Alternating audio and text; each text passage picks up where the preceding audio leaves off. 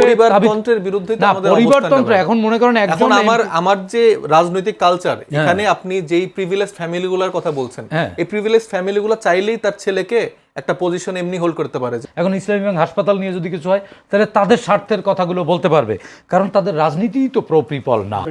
ওনার বক্তব্য আপনি কি বলবেন? আসলে জি, আসলে ঘটনা হচ্ছে যে ইন্টারিয়ামের সময় দেখেছি যে দলীয়করণ আত্মীয়করণ কাকে বলে, কত প্রকার কি কি। এখন ঘটনা হচ্ছে যে আপাতত বিসিবির যে কথা বললেন সাইফ মুস্তাফিজ, এখন যারা এখন সালাউদ্দিন আহমেদের ছেলে কি ক্রিকেট খেলতে পারবে না? সালাউদ্দিন আহমেদের ছেলে মনে করেন ক্রিকেট যদি ক্রিকেট খেলে তো ক্রিকেট দলের অধিনায়ক হতে পারবে না? এরকম কোনো কিছু লেখা আছে? যদি একই ফ্যামিলিতে 5 জন যোগ্য হয়, একসাথেই 5 জন পরীক্ষা দেয়, তো 1 থেকে 5 জন পঞ্চম পর্যন্ত যদি তারা মেরিটের ভিত্তিতে হয়, আপনি কি বলবেন যে এক পরিবার থেকে 5 জন কেন হইলো 1 থেকে 5? এটা তো নিয়ে গেছে, বিষয়টি এরকম না। যেটা বলছে এটা কি মেরিটের ভিত্তিতে না? আমি একটু না, মেরিটের ভিত্তিতে কেন? এটা তো নির্বাচনের মাধ্যমে এসেছে। বলল যে আমাদের এই জুলাই কেন আসছিল বৈষম্যের বিরুদ্ধে, কারণ আমরা দেখেছি আগে কিভাবে দলীয়করণ করেছে, উল্টাপাল্টা লোক বসানো হয়েছে। সালাউদ্দিন আহমেদের ছেলে উনি কি কোনো ক্রিয়া সংগঠক কখনো ছিলেন? আমি তার বায়োতে আমি কিন্তু চেক করেছি, কখনো কোনো এই মোহামেডান ক্লাব, আহ্বানী ক্লাব বা কোনো জায়গায় আমি তাকে দেখিনি যে এদের সংগঠক হিসেবে ফাংশন করেছে। যারা ক্রিকেট রিলেটেড সংগঠক ছিলেন, যারা ক্রিকেট রিলেটেড কাজ করেছেন, তাদেরকে বাদ দিয়ে যদি আপনি বলেন যে এরা যোগ্য না, তাহলে আপনার টিকটকের যে কথা সেটার সাথে কিন্তু কন্ট্রাডিক্ট করবে না। কারণ কি, আমি শুনুন, বাংলাদেশের ক্লাবগুলো কিন্তু রাজনৈতিকভাবেই অনেক আগে থেকেই নিয়ন্ত্রিত। আবাহনী, মোহামেডান, কে কোন দিকে নিয়ন্ত্রণ, ব্রাদার্স ইউনিয়ন, এগুলো কিন্তু পলিটিক্যাল ক্লাবই। প্রত্যেকটা ক্লাবের সাথে পলিটিক্যালি যারা একটু সাউন্ড, পলিটিক্যালি যারা অ্যাক্টিভ, তারাই কিন্তু এগুলো নিয়ন্ত্রণ করে থাকে বা তারাই এগুলো কর্তা ব্যক্তি হয়ে থাকে। সেই হিসেবে এই রাজনৈতিক পিতার রাজনৈতিক সন্তানেরা, ধরেন চিটাগাংয়ে আমির খসরুর ছেলে চিটাগাংয়ে তো একজন স্পোর্টস সংগঠক হিসেবে বেশ সমাদৃত। হয়তো ইসরাফিল খসরুকে আপনি আমরা অনেকে নাও চিনতে পারি, দীর্ঘ রাজনৈতিক গ্যাপের কারণে তারা প্রকাশ্যে আসতে পারেনি। সাদেক হোসেন খোকার ক্লাব কন্টিনিউটি সবাই জানে, কারণ তখনও পর্যন্ত এইভাবে কর্তৃত্ব প্রতিষ্ঠা করা হয়নি। তো ইশরাক হোসেনও তো এক ক্লাবের নিয়ন্ত্রক আছে এখনো। আমরা তো এই পরিবারতন্ত্রের বিরুদ্ধে পরিবারতন্ত্র এখন মনে করেন একজন আমার যে রাজনৈতিক কালচার, এখানে আপনি যেই প্রিভিলেজ ফ্যামিলিগুলোর কথা বলছেন, এই প্রিভিলেজ ফ্যামিলিগুলো চাইলেই তার ছেলেকে একটা পজিশন এমনি হোল্ড করতে পারে যে সে আমি একটা ক্লাব ওন করছি, কারণ আমি মন্ত্রী, আমার জায়গায় আমি এরকম কিছু সফট পাওয়ারের কিছু প্রতিষ্ঠান এমনি তৈরি করব, আমি কোনো একটা মিডিয়া এজেন্সি তৈরি করব, আমি একটা কোনো ক্রিয়া সংগঠকের জায়গা থেকে ক্রিয়া এজেন্সি তৈরি করব এবং আমার ছেলেকে একটা পদ দিয়ে রাখবো। কিন্তু যেই মানুষটা একদম রুট লেভেল থেকে, তৃণমূল থেকে গড়ে গড়ে ফাইটটা করছে, সে কোনোদিন স্বপ্ন দেখতে পারবে না যে আমি একজন ক্রিয়া সংগঠক হিসেবে বিসিবির দায়িত্ব নিতে পারি, আমি একজন মন্ত্রী হতে পারি, আমি একজন প্রধানমন্ত্রী হতে পারি।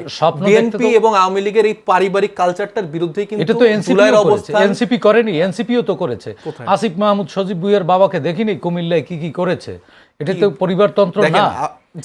যে কথাগুলো বারবার আসে, ঢাকা উত্তর সিটি কর্পোরেশনের প্রশাসক আসিফ মাহমুদ বা আপনারা যে উপদেষ্টাদের ব্যাপারে জায়গা বলেন, একটাও কিন্তু প্রমাণিত হয়নি। দুদক থেকে শুরু করে এখন আমি বলতেছি, যদি এগুলো করে থাকে, এখন তো বিএনপির গভর্নমেন্ট, এটা এদের বিচারের আওতায় আনেন। এই এক ন্যারেটিভ 1.5 বছর ধরে এনসিপির যারা সংশ্লিষ্ট যেসব তরুণ ছেলেরা ছিল তারাই দুর্নীতি করেছে, কিন্তু কোনোটা প্রমাণিত না। তাইলে আসলে যেখানে আমরা দেখতে পাচ্ছি সালাউদ্দিন আহমেদের ছেলে থেকে শুরু করে তারা কোন কোন জায়গায় কোন কোন রোলে, আমার কথা শুনুন, ওটা প্রমাণিত তখন হয়নি কেন? দুর্নীতি দমন কমিশনে যে কমিশনাররা ছিল তারাও ছিল আসলে ওই দলীয় খোলসের নিয়োগপ্রাপ্ত, যেই কারণে হয়নি। সেটি অ্যানাদার ডিসকাশন, সেটি আমি যাচ্ছি না। কিন্তু এই ক্লাবে আপনি বললেন না, বিসিবি সহ নানান জায়গায় এরা যদি যোগ্যতার ভিত্তিতে আসে তাহলে দোষের কি?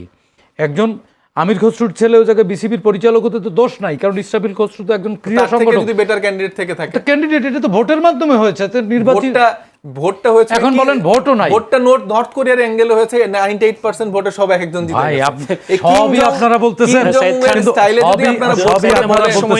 সবই আপনারা বলতেছেন থেকে এক্সপেক্ট করি যে অ্যাট লিস্ট এই জায়গাটা আপনি না। আমি অবশ্যই এখানে যদি ওইভাবে প্রভাব খাটিয়ে কেউ আসে সে সরে যাক, যেমন মীর শাহ আলমের ছেলে সরে যায়নি, সরে গেছে তো। মীর শাহ আলমের ছেলে তো সরে গেছে বিসিবি থেকে। কিন্তু একেবারে 10 সেকেন্ডে বলবো, বিরোধী দল উনি বলছেন যে গভর্নমেন্ট ওইভাবে ফাংশন করতে পারছে না, বিরোধী দল ওইভাবে অ্যাক্ট করতে পারছে না, প্রো পিপল হতে পারছে না। কারণ কি, আমার কথা শোনেন, বিরোধী দল প্রো পিপল হবে কি করে? বিরোধী দল শুধুমাত্র ওই তাদের স্বার্থ, ইসলামী ব্যাংক তাদের স্বার্থ, এখন ইসলামী ব্যাংক হাসপাতাল নিয়ে যদি কিছু হয় তাহলে তাদের স্বার্থের কথাগুলো বলতে পারবে, কারণ তাদের রাজনীতিই তো প্রো পিপল না। বিরোধী জামাত ইসলামী কোনোদিনই তো জনগণের রাজনৈতিক দল হয়নি। তারা সবসময় তাদের নিজেদের লোকের বাইরে কাউকে সালামও দেয় না, তারা সালাম আদবও দেয় না তাদের দলের লোকের বাইরে। তো সেই কারণে আমি এনসিপির সাইব মোস্তাফিজের মতো উদীয়মান নেতৃত্ব যারা রয়েছেন তাদের প্রতি আমার হাম্বল সাবমিশন যে আপনারা আসলে পরীক্ষা দিয়ে কিন্তু এসেছেন রাজনীতি করতে, রক্ত দিয়ে এসেছেন, আপনারা প্রতিফল হয়ে যান। আমাদের রাজনীতি এটাই যে আমরা দায় নিতে পারি। আমি কিন্তু নিজে বলেছি বিরোধী দল হিসেবে আমি আপনাদেরকে কিন্তু কাঠগড়ায় দাঁড় করেন, আমি বলছি যে আপনারা রক্ত দিয়ে রাজনীতি করতে এসেছেন, আপনারা প্রো পিপল, এই ফিলিংটা আছে। সুতরাং সামনে আসতে বলা হচ্ছে। সঙ্গদোষে লোহার ভাষায়।